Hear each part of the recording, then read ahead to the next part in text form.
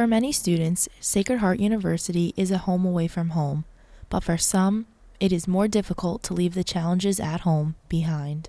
It is a group for students on campus who are adult children of alcoholics or addicts, or have a brother or sister or perhaps a significant other who's an alcoholic or an addict.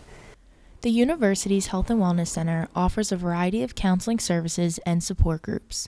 The latest group, called Shameless, was started by Janice Kessler. The reason we decided to run the group is because I was noticing in my office, and some of the other counselors were noticing in their offices, that we were getting several students who were coming up for counseling mentioning that they had a family member at home who was an alcoholic or an addict, and that some of the challenges of being at college had to do with, you know, either their sadness or their fear or the challenges of worrying about somebody at home with a problem, or worrying about siblings who are still at home with a parent.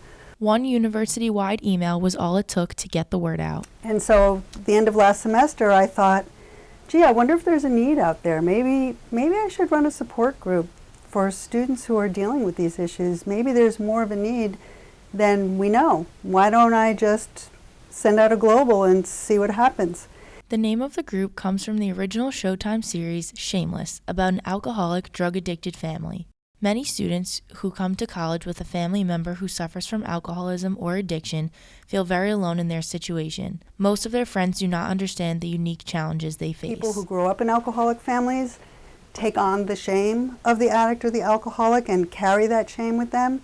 And the idea of being shameless is a lofty but wonderful goal for people, because whose shame is it anyway? Often there is a stigma and shame attached to individuals receiving counseling and support. But at Sacred Heart, that is not the case. It didn't take much promotion for the group to take off. I had 10 people join the group within 48 hours, which is pretty remarkable. But they didn't just say, I'm interested. I actually got emails from students saying, thank you so much for offering this group. That we had to work to find a time that would work for all the people that responded. I do have 3 people on a waiting list for the group. Students now have a safe, therapeutic support group to call their own. They have a lot to share. They're actually educating each other and supporting each other. So the 60 minutes wasn't enough time, so we expanded it to a 90-minute group. And as I said, if they could stay longer, I think that they would. If you or anyone you know would benefit from joining this support group, contact the Wellness Center for more information. This is Nicole Granito reporting for The Pulse.